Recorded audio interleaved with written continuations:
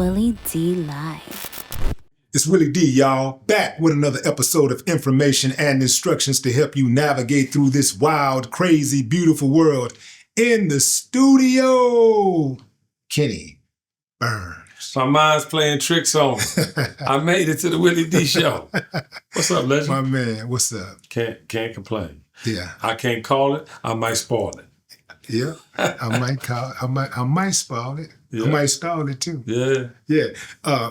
But something tells me that this is going to be one of those smash the gas conversations. Well, it's all about the culture for me. Yeah. However I can help. Yeah, and you have helped a lot, man. For the last, couple decades at least. Yeah. You've been the voice, the bridge, and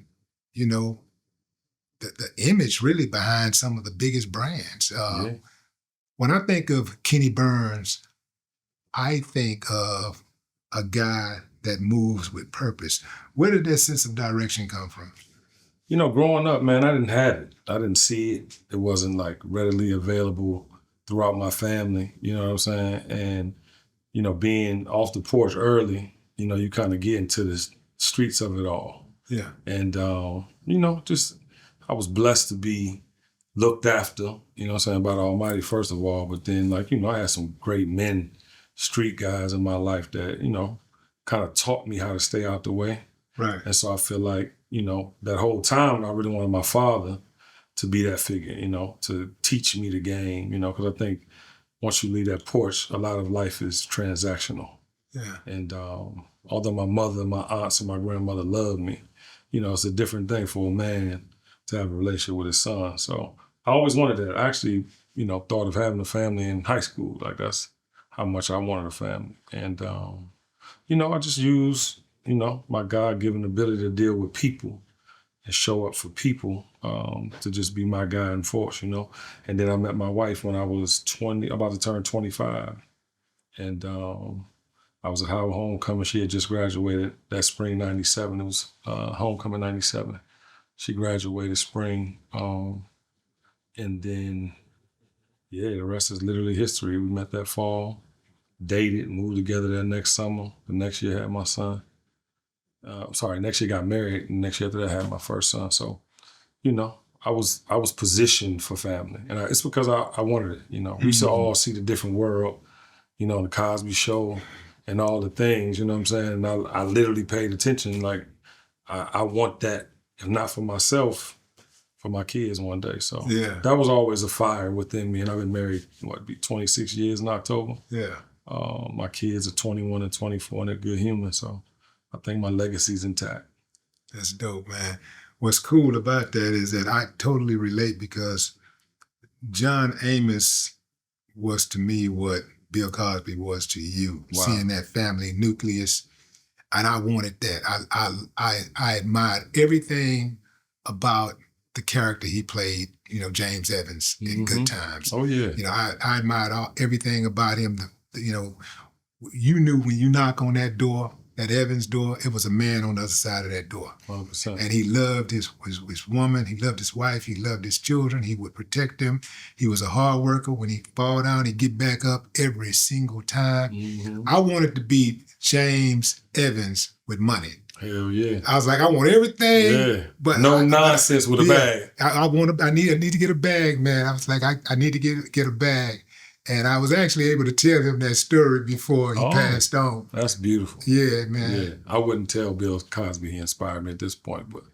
Well, no, because, the visual was beautiful, though. But you was going by the relationship and what you knew of him at that time, For sure. For sure. So, I wouldn't, I'm not reneging on my heroes, man. No, I hate if not for that character, perhaps you're not who you are. That's because that the character inspired you, right? I think the concept, I like that. I do, and I believe that's why I want to take Kanye off my walls. I want to take Puff off my walls.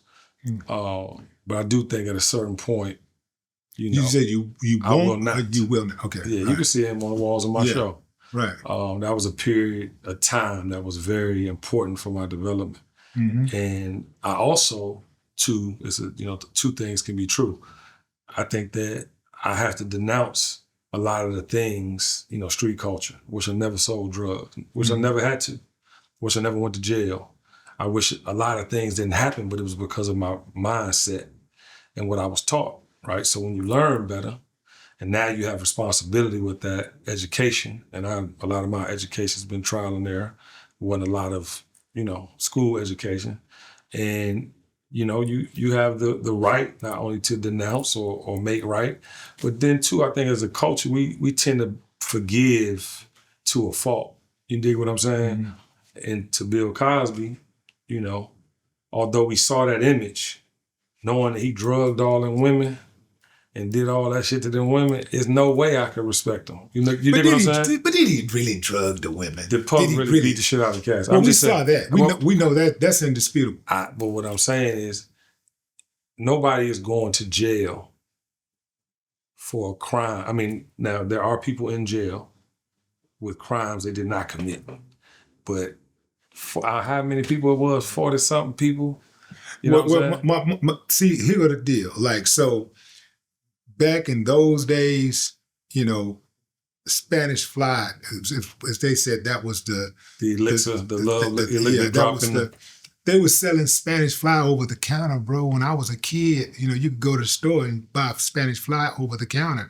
Spanish Fly was akin to, having drinks to relax the moment when you're at a club. I mean, when you're partying or you're in a social setting.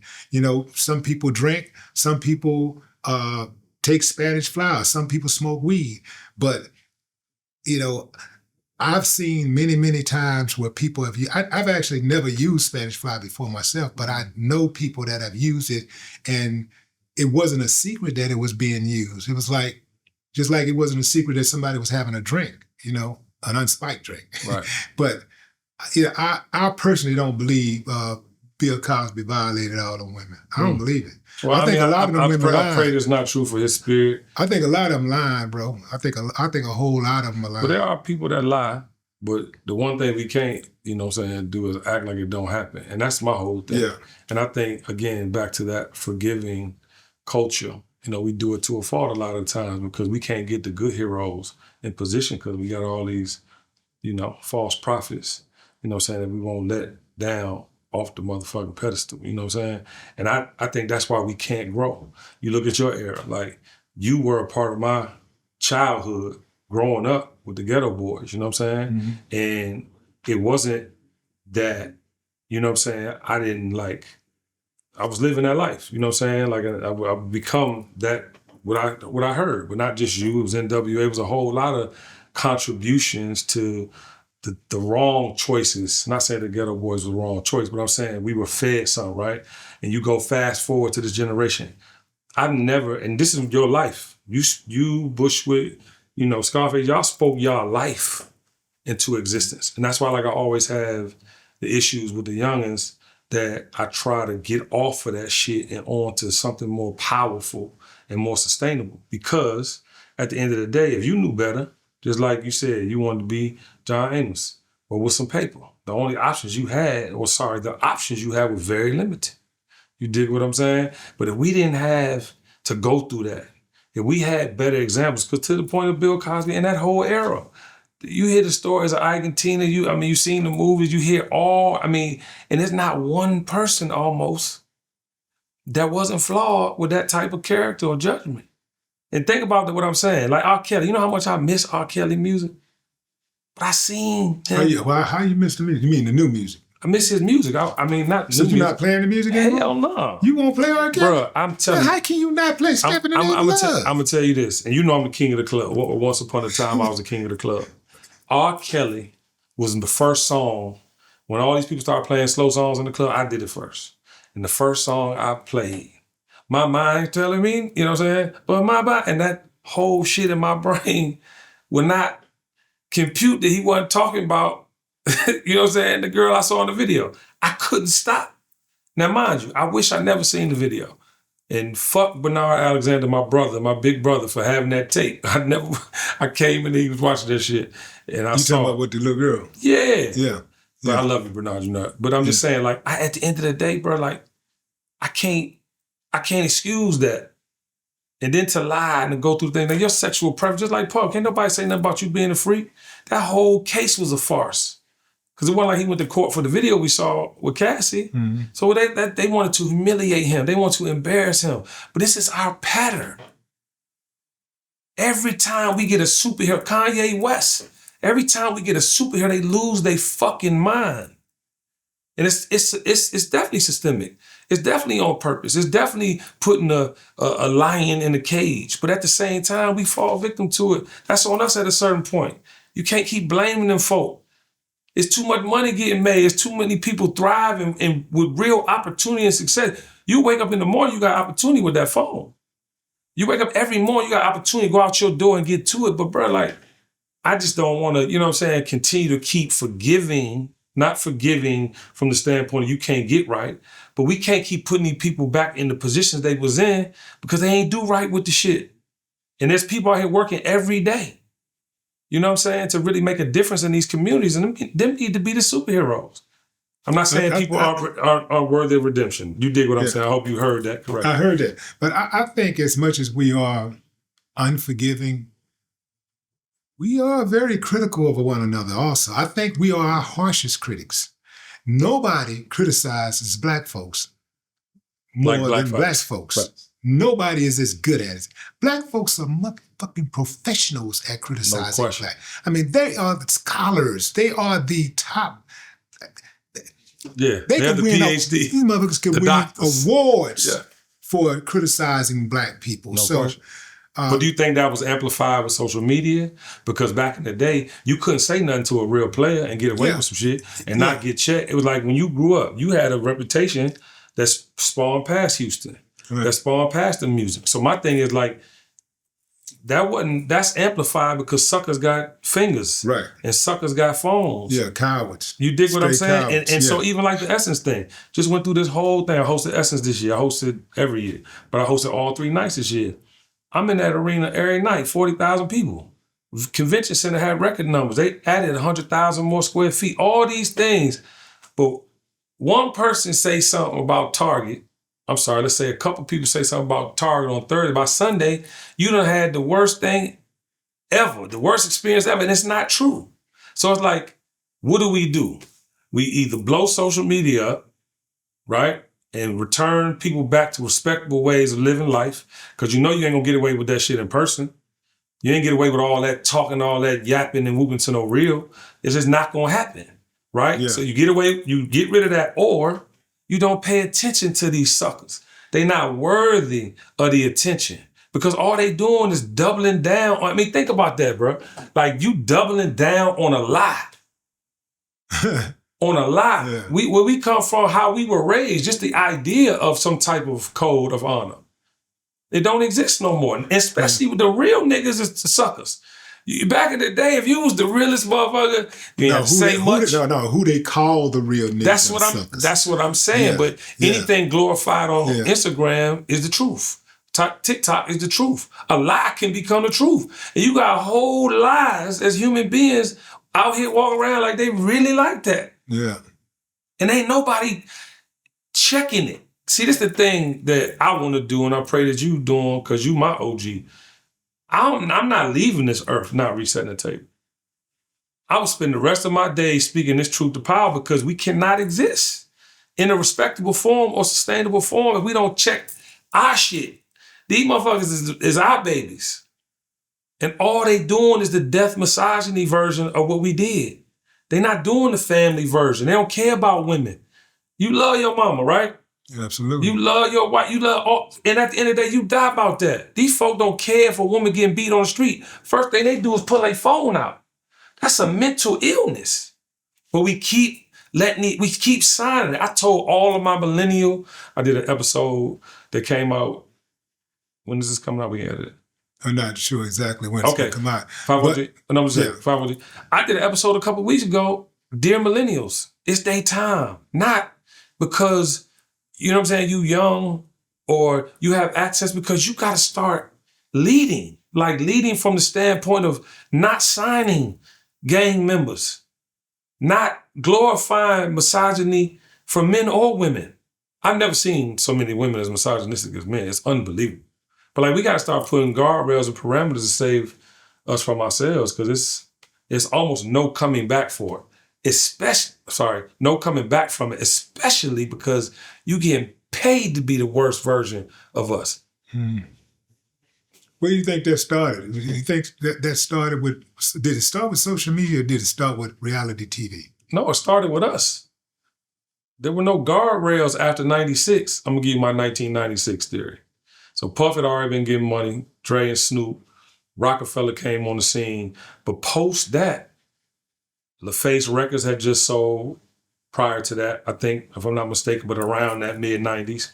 You had Motown sold. We was about the money. We started making them pay for what they was doing to the Cold Crush. All the artists before, right? This boom of success, this boom of joint ventures, this boom of ownership, right? The idea of ownership was not a thing. You can go back to Cadillac Records, all the things. People didn't own nothing. They were leased. Artists, they were leased by their company to go do what you had to pay. And my thing is, this is the time where we took over and we're getting 50-50s. Master P and them, y'all came in the game doing 80-20 split, whatever it was. And then after 96, it became about the money. Mm-hmm. People wanted money only. So we selling everything. We're not building it to last and be a legacy or heritage brand. We building it to sell it. And we didn't stop it. For a few roles, Jay, Puff, Dr. Dre, few rose to the prominence of billionaire status. Kanye West entered the chat. It's about money. It ain't about culture. It ain't about your heritage. It ain't about where you from. It ain't about loving your significant other or even thinking about having. That's about these bitches and how we gonna get this pussy. Ain't about no real tangible things that's gonna build a relationship. It's about this physical, front-facing thing. And it's our fault. Now, we can clean it up. And I think it's our job to clean it up. I hope anybody just heard that is inspired to want to clean it up. But it's our fault. Now, to your point though, after that though, yes, glorifying all the fighting, women fighting. How much you want to see women fighting, man? All these shows about women actually scrapping, punching each other in the face. Like, and Zeus Network, blow that up. Like, I'm not literally, because, yeah. But I'm just saying, like, that shouldn't exist. How do you clean it up when the filth is being rewarded? The filth gets rewarded by the algorithm rewards the filth. Yeah. It rewards uncivilized behavior. It rewards negativity. Mm-hmm. How do you clean it up because right now we're still on a rapid trajectory of get the money, get the bag. Everything is get the bag, get the bag, get the bag. Even more so now than ever. Like I don't see it slowing down. I mean, every time I turn on the internet, man, it's like, damn. Sad like, sometimes. What I don't want to do, bro, is 20 years from now, look back at this era we're in right now and say that I contributed to it, to the negative side of it. Right. You know what I'm saying? I don't want to be a part of that. You know, so no, I ain't signing no drill rappers. You know, I'm not representing, you know, how dope you say it. I'm not doing that. I'm not dealing with that. But you know better, so you do better. Yeah, you know better, you do better. Now here's the thing, like you know, because you alluded to like Ghetto Boys in your upbringing earlier. So with us, you know, we always try to we did. I think we were very successful at painting the picture. Like we would tell you about the chop in the trunk, but we'd also tell you about how much time you're gonna get if they catch you with that chop in the trunk. So we were like, yeah, you know, I say I make big money, I drive big cars. Everybody know me. It's like I'm a movie star. You feel me? But and look, and see what you just did? Yeah. That's the part that the guys caught. They like, yeah, nigga, go sell something. But they forgot the part where I said, but late at night, something ain't right. That's the part they don't, you know, it's like, so when people have this acute case of cognitive dissonance where they catch the part that they want, That's whatever part that they hear that they want to hear. That's the part they hear. Yeah. And the other part, no matter how informative it is, they leave it out. Yeah, I think that era was different though. And I'm not excusing the things, right? Because just to your point, you try to add message into everything you do, but you couldn't help it because you didn't want that to be your whole life. Right. And again, it was reporting. It had never been done. But to your point, and to answer your question, we are at a point now where everything is that. And if it's not drugs, it's dysfunction. If it's not dysfunction, it's misogyny and sex. Over-sexualized. I used to ask my kids who are 21 and 24, now y'all good? Because every day you wake up, you can see literal titties and ass on your thing. It has to be intimidating for a young man who doesn't know about sex, right? So then you get into this thing of like, okay, I see these artists saying this, I see them doing this. It's a never-ending rabbit hole that will continue to go down until we don't exist. Everything Black has been taken by pop culture. And you know what I'm talking about. White folk have adapted our culture and made it their own. And big shout out to Teddy Swims. You know what I'm saying? Voice of an angel. You know what I'm saying? But his whole thing before this was us. You know what I'm saying? When you think about, what's the girl name? Billie Eilish. Her whole swag is hip hop. You know what I'm saying? But we can't sell them type records to save our lives. You wanna know why? Because we don't make them type records. You ain't trying to tell me the 803 Fresh dude can't sing? That's a howling, raspy, you know what I'm saying? If he was to make some Teddy Pendergrass or some versions of whatever that is, I'm just saying now, he ain't in the lane of dope dealing and all the things I'm saying, but like we don't even think to make beautiful things that will sustain us as a culture. Right. We ain't got no reports on war. We got some of the biggest genocide in the history of the world going on. Nobody's singing about this. We ain't got no what's going on in this era. We ain't got nothing that really defines our state of mind and how we live in. That's the difference between your era and this era. Or any era prior. Yeah, because in the past, music has always spoke to the times. The times. Whatever's going on in that time, the music was reflective of the times. And I'm not talking about, on just relationships, socially getting it, hustling.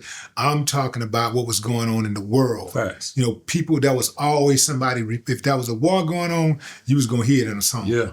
If there was a situation where there was some type of unrest, that was a protest, you would hear about it in song. And now it's like, I'm sure somebody's out there doing it, but they haven't risen enough to make enough noise to where we know who they are. And that's a problem because they are. Yeah. And every time I find one, I'm in their comments. Yeah. I'm telling them, like, do not stop. Press the gas. Like, keep going because it's so frustrating, even as a creative for us. It's like we are playing in a new world. It's just some things we ain't going to do. We ain't finna be up all night arguing with people in the comments. We're not about to be talking about this. That's why I tell people all the time. I did a podcast the other day with Earn Your Leisure, and the girl from Horrible Decisions was on there. Mm-hmm. And big shout out to her. We hung out down at Essence. She literally was thinking about it. I said, don't worry about them fucking comments. That's not the thing. You got a message. What you're saying is absolutely right. You're on here with three guys. Your voice is important. And the point I'm trying to make is like, we can't get out of this game what we really need to get out of it if we don't reset the table. Because the idea that you could be ignorant and win, everybody ain't winning. Yeah. Bro, like this farce of these cars and these motherfuckers living in apartments and spending their last they had paying $5,000 a month for a thing because they got it from a broker or whatever they doing, this fake jewelry. This is not reality. You know what I mean? It's not sustainable. And when I say that, I mean you are not going to be okay from this. The outcome for you is not going to, because what does a gambler do? He keep gambling, right? If he's not locked up or something's taken from him, he continues to gamble. And what does a drug addict do? They keep using drugs till they die. You know what I'm saying? There's very few motherfuckers that we done seen some in the hood that can smoke for 50-some years and make it, but there's not a lot of these people. And people got to realize you can't just wake up and be a rapper today. You can't just wake up and be a ball player today. You can't just, there's so many different things you could become, but the things we want to be is just depressing, bro. It's like no imagination, no vision, and no work ethic. They don't work for nothing no more. They think they're gonna get it just because they woke up this morning.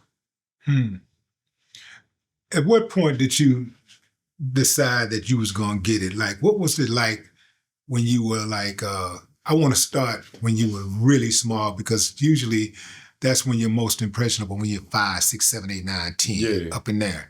What was Kenny like back then? I was just a happy Growing up kid. in DC. Yeah, growing up in DC, man, I was just a happy kid, man. I was just happy to exist. You know, I always had a spirit of wanting to be around people, obviously entertain them in some way. I never was as talented as you guys with rapping, but I could make motherfuckers move. I was a leader of men. You know what I'm saying? I hoop. You know, I did all the things that were culturally connective, and I just doubled down on that. And I think that when I finally realized that I had a gift with people is when I got to the 10th grade, 9th, 10th grade. It had to be, because that's normally when you start seeing the culture shifters start making their move, like around 11th grade, 12th grade. Yeah. And you was at Woodrow Wilson High, right? Yeah, I went to Wilson. Yeah. So, but before that, though, and the reason I don't give credit to 9th and 10th grade, because I used to fight a lot. You know, back in my day, it was light skin, dark skin shit all day. Right. And they always should try to punk somebody, so it'd be a fight. Like, so I went to 4 high schools in 2 years, 9th and 10th grade. So I wasn't really a leader. 4 high schools in 2 years? I went to 4 high schools in 2 years. Yeah, that's a lot. Yeah. So, but it was a thing of like, I was in Detroit for those 2 years, and, you know, it's just random acts of ignorance, you know what I'm saying? And when I moved back to DC in 11th grade, it was about getting some money. Eric B. and Rakim had came out with Paying Full. Yeah. And initially I thought, you know, I want to be this drug dealer. I want to do these things. 'Cause I experienced some of that leaving Detroit. And by the time I got to DC, I had, you know, a connect immediately. I was moving and shaking. But then I found out that Rakim ain't cursing his raps. And I'm like, this man cold. Oh, and he wants to have the knowledge himself. So I'm dabbling what that is. Howard University is my backdrop. So I'm going to these parties at Chicago's and the Ritz and all this, and I'm meeting all these people. And I actually met Puff. And I was like, okay, so I'm 16, 17 years old. They, you know, he got records by this time, Jodeci, you know, all these things. I'm like, okay, I gotta get in this game. Cause I don't want to be in this game. I want to be in this game. And I got locked up my senior year of high school. And then when I got out, basketball, basically I got locked up in October before the season. And so because I played basketball, they let me go to school and do weekends at 7 Locks in Maryland. So I had to do that for 6 months. So by the time I got done with the program, school was over, basketball was no longer an option. My cousin was going to Morehouse. And that fall, I tried to go to community college, play ball, just wasn't working out. He called me around Christmas. Was that at Brown? No, I didn't go to Brown yet. Okay. I went to Montgomery Junior College in DC. Okay. And I tried to hoop. And so I started getting back into my old ways. You know what I'm saying? It just seemed like it find you know what I'm saying? And so by spring, around April, he was like, dog, you gotta come to Freaknik. I was like, what is this magical place you speak of? He said, dog, it's Black Family Reunion type shit, bro. You gotta come to the AAU. I was like, what is the AAU? He said, man, we got spell. He tell me all the things. All I knew was he was going to Morehouse. So I came down at Freaknik to change my life. Literally came home, did whatever I had to do to move back, came down that fall, and the rest is history. But I knew what I wanted to do, and that was to the point of like 11th, 12th grade. I couldn't quite put it into motion by the time I reached Atlanta. I became the party king. So at what point do you start working for Combs Enterprises? Oh, man. I don't work for Combs Enterprises until the first time I worked with Bad Boy was the girl group called Dream, second highest debut for a pop girl group in history behind the Spice Girls. So that was our first deal. But Andre Harrell was the only reason I ever really did business with Puff. That was like our industry father. Mm-hmm. Like we shared him. So that was the first time. And there's some, public things that have happened since college to then. And people didn't really know our relationship. They always thought we was cool, but we were more like, I looked up to him. That was like when I was in DC, I was like, I'm gonna be like him. Like the way he moving with these artists, the way he's putting people in position, I want to do that. So by the time I got to college, though, we had some little gunplay. And then by the time Dre had heard about my girl group, he signed them. We got together, and then we got together in 2010? You know what? Not 2010, 2013, Revolt Television. That's when I took a gig with them again through Andre Harrell. And then he had me come over to Sean Combs Wine and Spirits after that, midway, about 2015. And launched DeLeon Tequila. I think it was Mango Ciroc, Apple Ciroc. And then when I left in 2017 is when I got the Uncle Nearest deal. Yeah, so are you still an investor at Uncle Nearest? Absolutely. That's a big deal, Series man. A.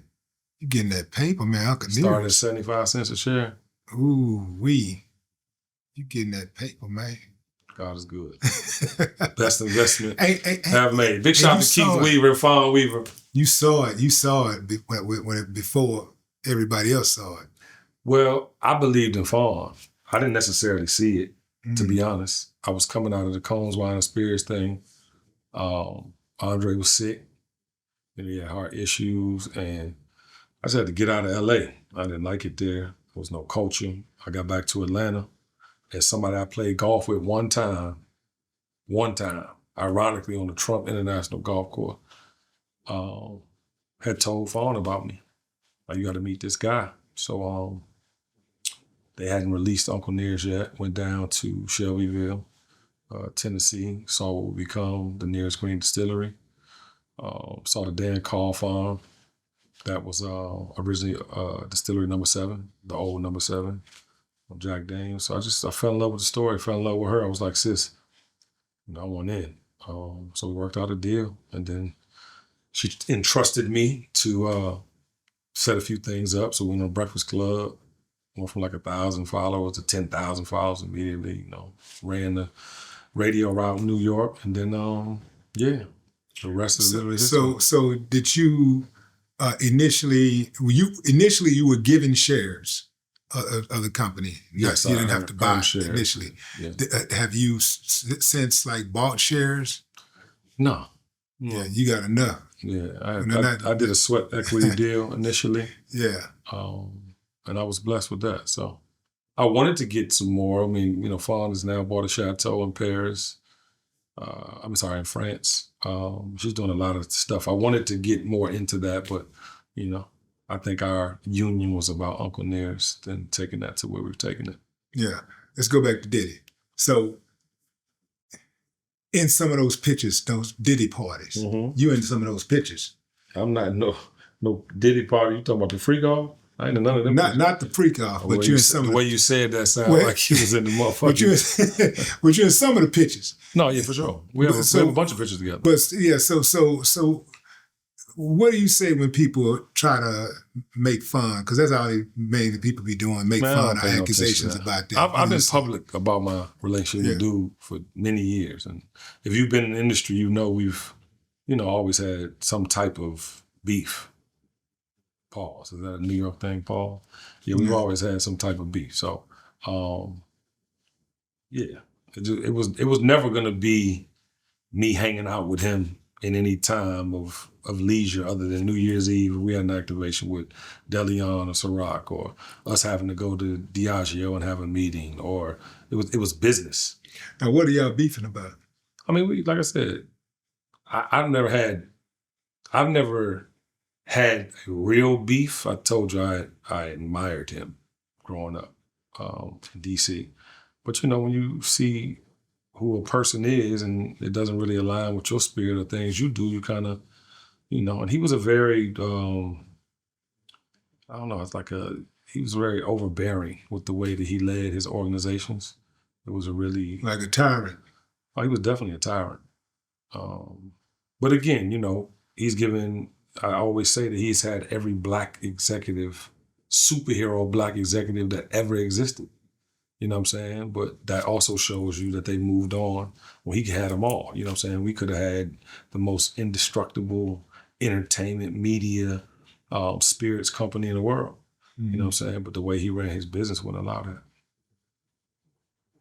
You think he'll be able to bounce back? I pray that his children are whole through the experience. I mean, that was some wild shit to kind of like unpack, I'm sure, for them. That's all I really pray for. I mean, we all got to deal with our sins. So Yeah. I have no sympathy. Like, you know what I'm saying? I don't want any harm. I think the case was bullshit, but I have no sympathy. Are you indifferent to what happens to him from here? Well, I said to you earlier, I just think we should start putting people that really deserve the superhero status and power in position. You know, we tend to keep, again, forgiving people that have shown us who they are. You know, and I believe there's the redemption for everybody. How you go about that's on you, though. It's not for me to say. I hope that he makes right with his wrongs. But, you know, I don't think people going to look at him the same. But then again, we're in a whole weird-ass world that might look at it like, you know, a redemption story in itself by not going to jail for no real time. So I have a theory here. So because none of us are perfect, we're all going to do something that's really messed up, that's people ain't going to like. 100%. And we're going to be judged severely for that. So when we say that we have to hold ours accountable and stop being so easily forgiving, I have to think about that. And I'm like, the only way for that to really happen is that we got to be perfect, and we ain't gonna never be perfect. No, it's not about being perfect. We're the only ones really held to that type of standard. And let me finish. I just, because first thing people gonna say, well, you just got to do the right thing, and da-da-da-da. And the people that's doing the right thing hasn't always done the right thing. Yeah. So I'm just saying, like, because of the country that we live in, a lot of the things that a lot of us get knocked up for is things that our counterparts do all the time, and they do it all the way to the grave. I mean, look at what Trump is doing in office right now. Right. Barack couldn't have done a molecule of the things that he's done and gotten away with it. Right. But they can get away with all these type of things, and we can't. And I'm saying that even if we were perfect, mm-hmm. here they come anyway. They gonna come with some bullshit. And having said that, I'm not even trying to encourage us to do anything wrong because, like I said, you know, they make these jails for us. They make these, they build these courtrooms and stuff. They build this stuff for us. They build it with us in mind. Yeah. So while we do have to, you know, be careful how we move, and we have to understand that we are under a microscope and we are going to be judged differently. At the same time, we have to be able to give each other grace. 100%. You know, because ain't nobody else going to give us grace. Like, anytime any of us do anything or get accused of something, here come all of the people who love the stereotypes and who embrace those stereotypes anyway. Like, for example, chicken is an international cuisine. Like, people eat chicken all over the world. Mm-hmm. Places where you won't even find one black person, you're going to find some chicken. But they have figured out a way to shape the narrative that black people just love chicken. Yeah. You know, like, black people love chicken. Every damn body loves chicken, but they have figured out a way to say that black people love chicken and try to make black people feel guilty of eating chicken, to the point that some black people won't eat chicken because they don't want to be associated with this negative stereotype. Right. So it's like, you know, I just like when it comes to black leadership, a black leader does one thing bad, one thing out of pocket, accused of one thing, and immediately everybody is like this. They just turn their back. And I get it that he shouldn't have done it. Or if he did do it, if he's really guilty, I get it that he should have done it. Right. But the same people that go after this guy, and for example, here's a perfect example. Kwame Kilpatrick. Detroit. What up, though? Detroit. Yeah, shouts out to Zeke.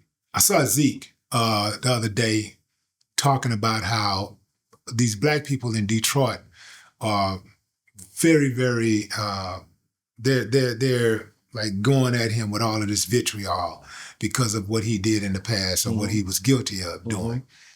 While at the same time, they have no comments for his counterparts who have been guilty and have done similar things. And what he's saying is that the man made a mistake. Well, whoop, he paid for it. Let him live. He's a preacher now, right? He's a preacher now, right? I'm not sure. But he's back on the ground and he's trying to, turn it around. He's on the road to redemption. And they're saying, no, fuck that, you shouldn't have never done this and that. Yeah. And can't believe you're walking with this guy and woo-woo. I'm just saying that, like for me, what I do is I look at, well, do this person love our people? You can love somebody and still do wrong by somebody. Now, I ain't saying make that a career. I'm not saying be pathological with your wrongdoing. But you can do wrong, but still love somebody, right? You can do wrong to somebody that you love, but not make it a pattern, right? That's all I'm saying. And so as long as I know that to be the case, I can find some forgiveness for a person. And then it also depends on the extreme, exactly what they did. And that's my only thing. We have an evil spirit that let me say that one time. 5, 4, 3. But that's exactly what I'm saying. We have an evil spirit that permeates our community. And it's not a one-off. It's not somebody made a mistake and they paid their debt to society and they came back. It's not that they did it once, never did it again. You know what I'm saying? We have real abusers in our community. Had nothing to do with what they did. You know what I'm saying? If Kwame, decided to go back and do the same shit again, he didn't learn his lesson. I have no evidence. We have no evidence that he's done that. So if he did something and paid his debt to society, he should be, but that's not what I'm talking about. I'm talking about this evil spirit, the continuum. When you have 2 people is enough, but you got more than 20 people saying the same thing or have experienced the same thing rather. You dig what I'm saying? Like that's an evil spirit. That's a continuing evil spirit. And I'm not saying that people aren't worthy. I'm not saying we shouldn't show grace, but there's some people that don't deserve the grace and the light that they once had. I'm not, again, the judge and jury, but I am a father. I'm a husband. I only have women left in my life. All my grandparents are dead. I'm not letting them leave, not seeing the best version of me. And I damn sure ain't letting my kids continue to believe that that's okay. I never told my kids my drug dealing stories. I never told them none of that until they got old enough where we could talk about it and they don't have to experience, because there's an impressionable age. You know what I'm saying? And my youngest is very impressionable with the streets and love the streets, but it's like he knew the consequences. He knew certain things were unforgiving. We need those guardrails. We can't have people forgiving people that constantly do something. And I'm not speaking of anyone in particular. We're talking about who we should and who we shouldn't protect or show grace to. If I see you fucking a child, it ain't not one thing you could do to ever convince me that you are all right and you're gonna be all right. That's just me. You know what I'm saying? Am I judging? Absolutely. If I see you beat women and that's part of your MO, I can never fuck with you, because if it's in my presence, I'm gonna put hands on you.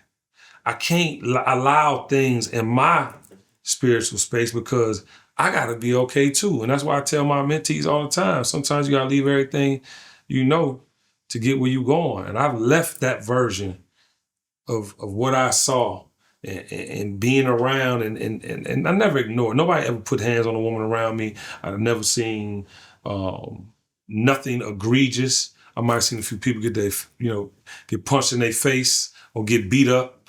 That was part of the gang growing up, you know what I'm saying? But at the end of the day, I never allowed nobody to get picked on. I never let no women get beat. There was definitely no abuse in my presence, but we don't do that. You got people that have been around, and I'll tell you right now I know his friends from day one.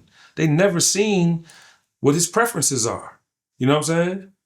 And so, again, back to the trial, that is a farce. What we should be focusing on is you had several people that were abused in the situation. If anything, that's what he should have been on trial for.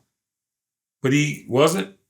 Whatever the case may be, now that he's going to be free, I just pray that he gets help.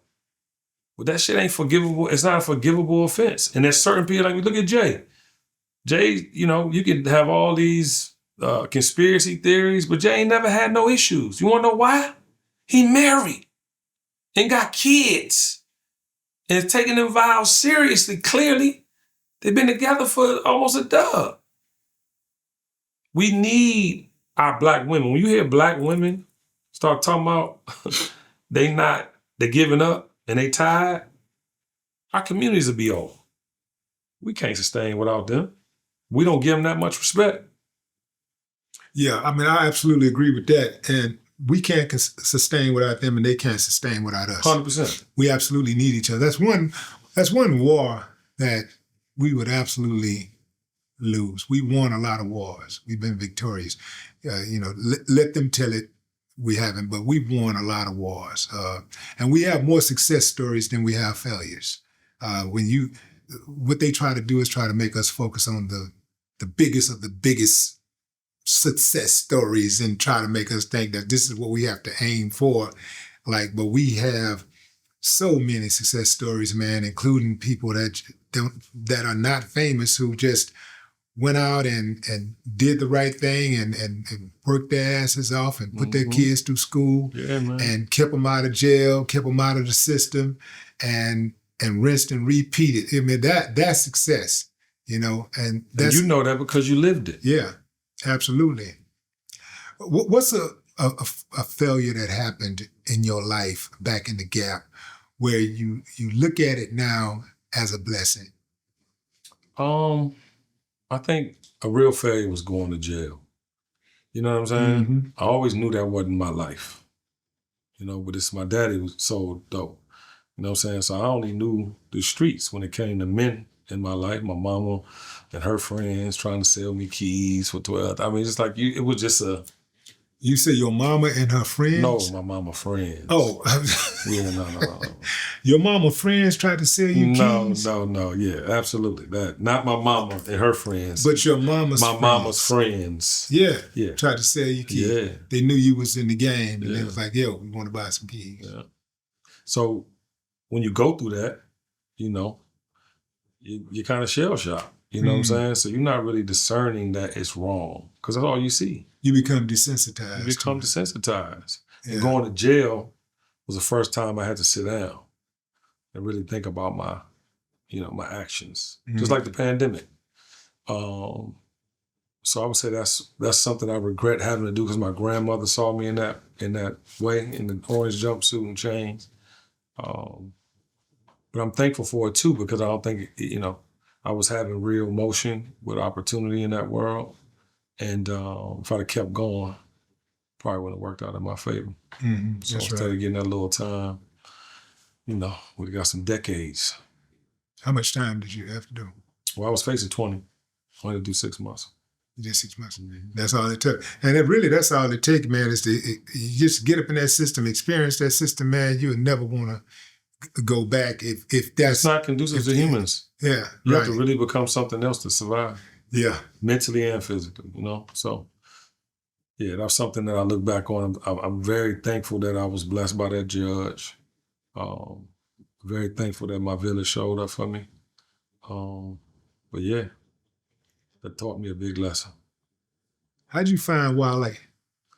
My sister, Robin Line, who owns Baller Alert. I was at Rockefeller.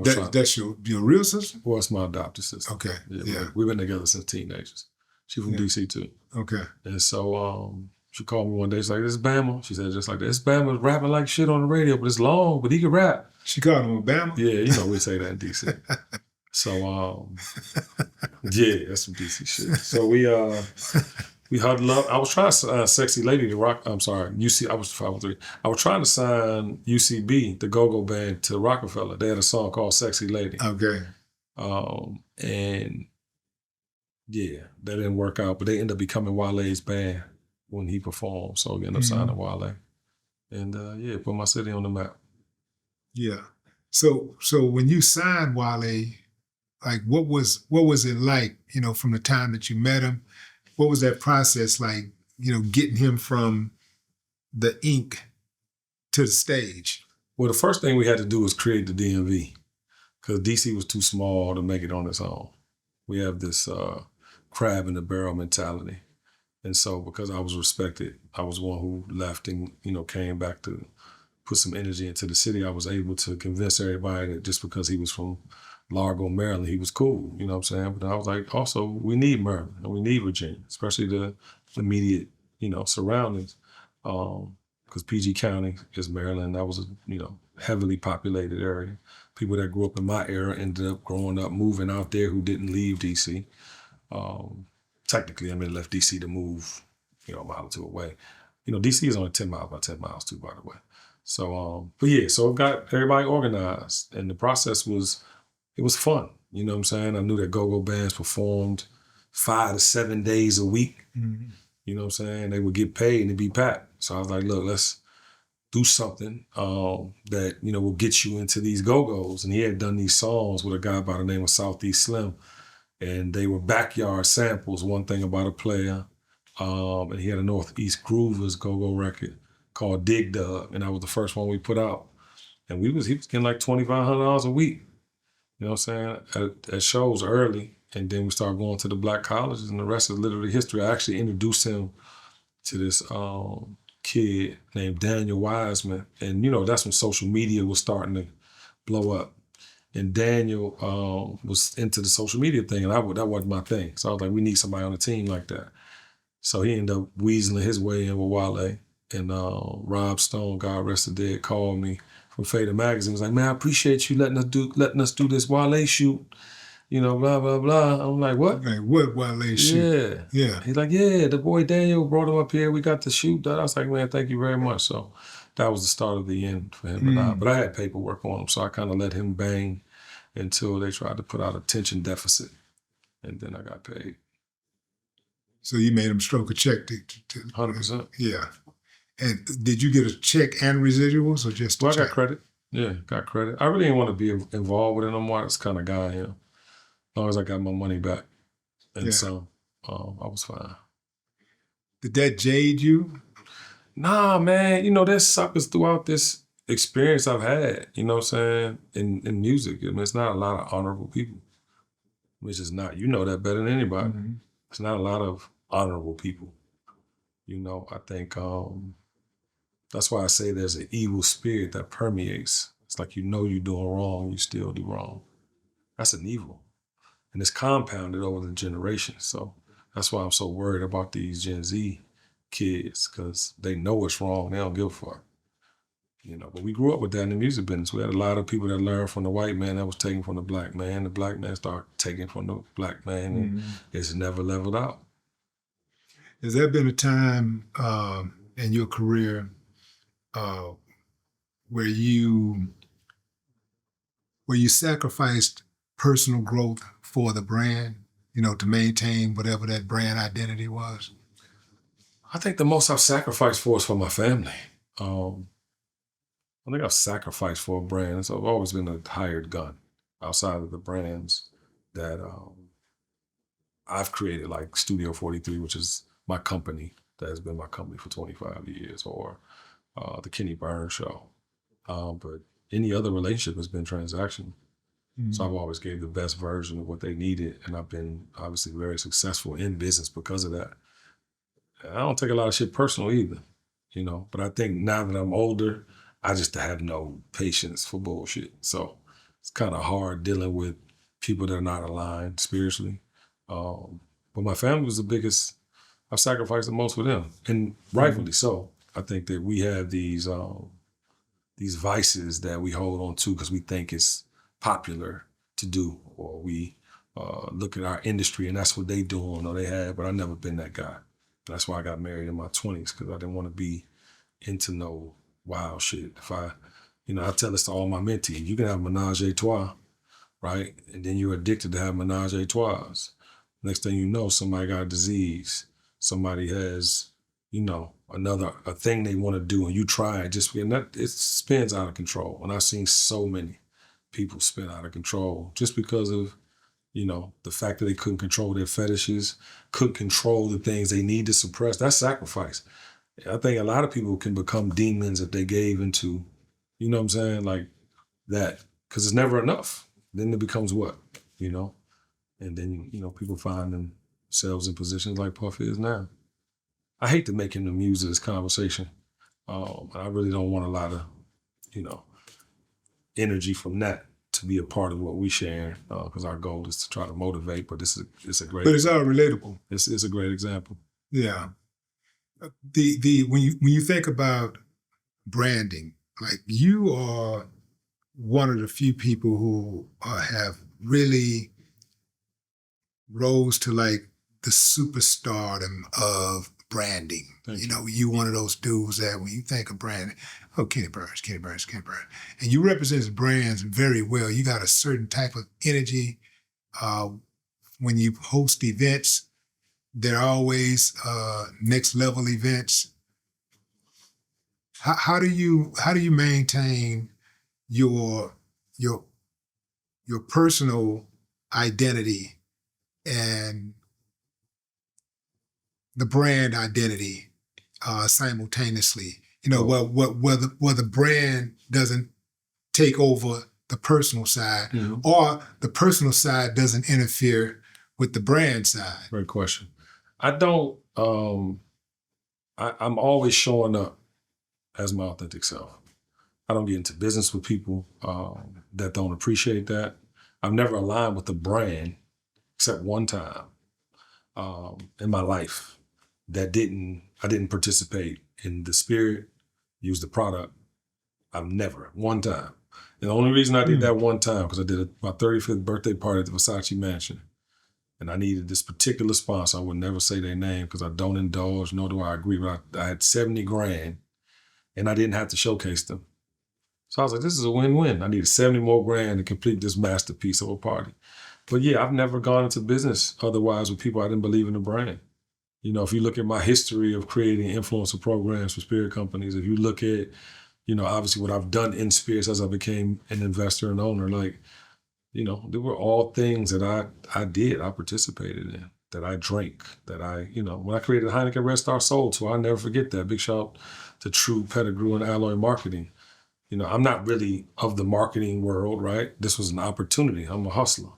And when I found out that there was a certain thing that was needed, I became the guy that put those pieces together. In this particular situation, this company could get the Axe business. You remember Axe Body Spray? Yeah. And a friend of mine named Regina Gaines from Detroit, Michigan got the account. Don't know how she got it. She's a hustler too. But it was a big account. And because I did such good work with Unilever, that's who owned Axe, they came to the agency. Alloy was like, if you hire Kenny Burns, we'll give you this business. And then I knew it was Lights Out Joe Jackson. I knew I had a skill set. I knew how to use it. And then by getting with this company, Heineken Red Star Soul was a CD I used to listen to when I was at Motown Records. And it was like really when Kadar was, you know, having Erykah Badu and you saw like the Glenn Lewises and all this neo soul stuff happening. I was like, let's go on tour, man. We could pitch this to Heineken. I don't know what happened to us. So we went and repitched Heineken on the Heineken Red Star Soul tour when it was a CD. They had never had a tour prior to this. We ended up winning the business and I put myself in it as the host. And that was really the start of the professional being paid to host. But I always just saw opportunity. I aligned myself with brands that I believed in, and I made the best out of every situation. Anybody I've ever done business with, I can do business with today. What's the most you ever made to host? 50 grand a night. Yeah. When's the last time you done a hosting for a brand outside of your own thing? I just hosted Essence Festival. Yeah. Well, that's right. Yeah, you had hosting. Why are people saying... And that's wild for a motherfucker that don't rap or sing. Yeah.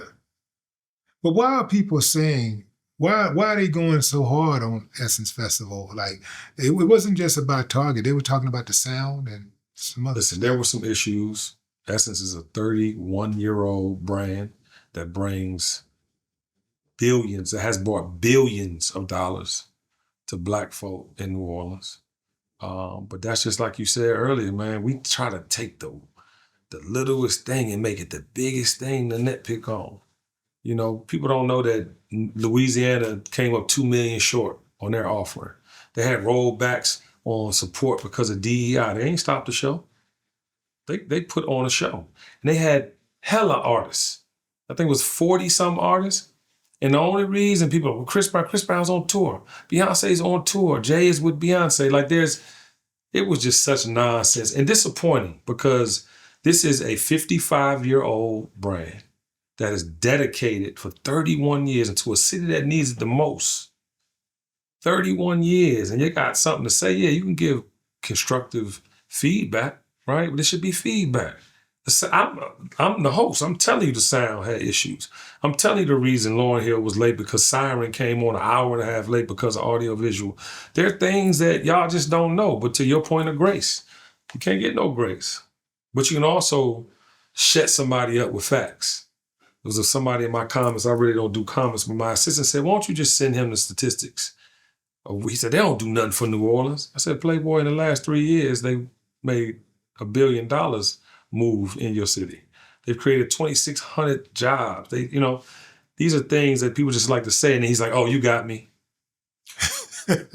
You know what I mean? But this is the world we live in. Yeah. And this is why, we have to put people that have seniority like yourself in positions of power that really want to speak truth to power, give people a platform to do that.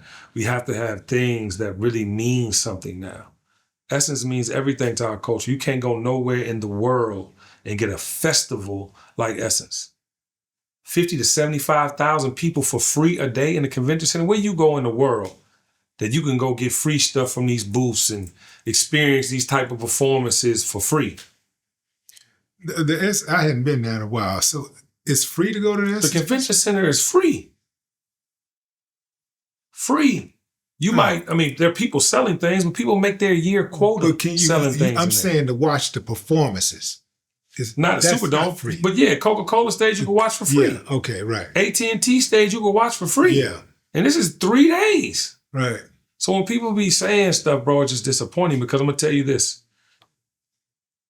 If you're 40 to 60 years old and you still trying to be in culture, you don't have much to go to that's going to wrap their arms around you like Essence. Yeah, Essence absolutely should be protected. Like, when I look at some of the other events that other people have in their cultures, obviously there's always some type of an issue is going to occur from time to time. Yeah, it happens. But they protect their institutions. 100%. They protect them, man. They protect them. You would never know. If something does go bad, and somebody comments about it, they're gonna just comment about it. It's gonna be like a moving comment. It's not gonna be one of those where you standing on business. It was messed up, man, and they need to shut that down. And you're not gonna hear that. The sound was messed up, man. But that's the first time it ever happened, and it'll be better next year. I can't wait to go to next year. Next year, I can't wait for the lineup next year. And that's why and that's why a line should be drawn. You gotta choose what side of history you want to be on. You want to be a frustrated, disgruntled typer? Worse, like you want to be that, or you want to be, to your point, protecting your I think about it. Essence, Ebony. We ain't got BET no more. I wish to God that Scott Mills, bought it. But he didn't. So what happens to BET now? Would you have ever sold BET if you was in a position to rob it? Man, I get the idea of you're tired. I get the idea, but I would definitely sell it to another steward of culture. I would definitely put it in the hands. Like others do. Because we don't benefit. We don't benefit. Bro, we ain't got nothing, bro. And I'm not shitting on nobody getting to the money and making money and you providing for your families. But like, bro, what do we have movement-wise? Think about what I'm saying. Musically, what do we have music-wise? Somebody said, well, why don't y'all go younger with the artists? I said, bro, if you go young, that ain't gonna work. Well, no, the only artist you could put in the Silver Dome, the only artist you could the only artist you could put in the Superdome that's gonna fill it up is Playboy Cardi, majority artist white. Travis Scott, majority artist white. Drake, majority artist, white. Kendrick Lamar, majority artist, white. Where the black at? And I listen, love Drake, love Kendrick. I don't know the other two too well, but like, bro, like black. This is black. And then they try to go on the African versus Black American thing. It's like they had one reggae artist and one African artist. Everything else was rooted in Black American culture. We gotta fix it, bro. And I think part of fixing it is alienating the people who ain't saying shit. It's alienating the people that ain't got shit to say. Some people don't need a microphone. Some people don't deserve to speak because when they do, they cause chaos. And that goes back to our leaders. We can't have, look at Donald Trump. Unbelievable that this man, but guess what? They tired of him now. And you can see that they're tired of him. Because just today, somebody put out the visual of behind him and how they set that picture up. When he's got the flag and he got the blood, he doing that, they set the picture up. This photographer did not duck, did not try to move. He's literally moving around all the way to the stage, all the way to the stairs, focuses, gets the shot several times. You got the security guard. So what I'm telling you is they're going to make a mockery out of him. Guarantee they tired of him. Whoever's really in charge is tired of him. He does not fit the bill, but bruh, if you think there's a disadvantage now with Donald Trump in office doing whatever he want, and then you got Black America dealing death more than they dealing life, you think about 90% of the music. I won't say 90%. That's popular. So what are our choices after that? There's going to be Hunger Games out this joint. I'm building a compound with big ass walls and gun towers. I'm serious, but I'm not serious. Yeah, I've been thinking about getting me one of those underground tunnels. Yeah, I've been thinking about that. Well, I'm saying your property though. Yeah. And then you might want to bury some of your relatives on that saying. joint so they can't tax you. Or now there's some benefits. You better take advantage of all this shit now. See, I don't want to know if I guess I'd have to get a whole lot of property because I don't want to be rolling, looking at my backyard, seeing no damn cemetery. That's why you got to get some Gotta acreage. get some language. Yeah, gotta get some anchors. Yeah. I mean, some acres. Yeah. So this is what I want to know. Like, how come you've talked about marketing and stuff, but you being in the game of branding, it would seem like a natural progression to me that you would start a marketing or an ad agency. How come you never did that? Well, the lifestyle specialist is essentially that. Okay. It's just one person versus an office with back office. So Okay. I would take these consultancies, and I've done it for 20 years now, where they would come to me to understand culture better, and we would devise plans to create content, create programming. So I've absolutely done it. That's how I make my real money. Yeah. Yeah. So I think, again, it's also to a thing of participating, right? Do I want to participate with brilliant companies like Team Epiphany? I couldn't do that if I had my own agency, right? But I could take them some business. I could program things with them all day. They also hire me for, and that's an example of how the lifestyle specialist became its own entity within this industry of marketing and branding. But I've done really well. Yeah. Congrats on the podcast, man. Thank you. You do well on that podcast too. I can feel it. Thank you. You be coming through the screen, man. I appreciate it. That means a lot. Yeah, you be on it. Like and it's 100% in the pocket. It's a good it's very good information. Thank you, brother. And I purposely didn't interview for 2 years. I know you remember during the pandemic when I interviewed everybody, but it was, we had to figure out what the new thing was, and I went live 3:00 every day. But the magic came when, they're called TKVS Nation now, but when the people started coming on and we started peeling back the layers on that onion together, realized, and I mentioned earlier, like I hadn't sat down like that since, I got locked up. You know what I mean? So to sit down and reassess and, find out what's most important. So for the last 2 years, my first interview was Mara Brock Akil, who did Forever on Netflix. And it's just because I love the show, because I feel like that's my wife and I's life when we moved to California. But I'm slowly getting back into interviewing, but I definitely want to impact, inspire, and inform more than I want to do anything. If that comes with interviewing, cool. But it has to be like-minded spirits and people that are really trying to make change. Like, we done did all the fluff. I done interviewed presidents of the United States. I've interviewed every celebrity, basketball player, you know, and it's just time to reset the table. And that's what I'm doing with the Kenny Burns Show. Yeah, it is. But man, I appreciate you coming on the show, man. We could talk for 2 days. Yeah, we could. Yeah. We could. But I appreciate you coming on the show, man. Yeah, man. And it goes without saying, but I'm going to say it anyway. You are necessary. I appreciate that. Yeah. Thank you, bro. Ladies and gentlemen, Kenny Burns.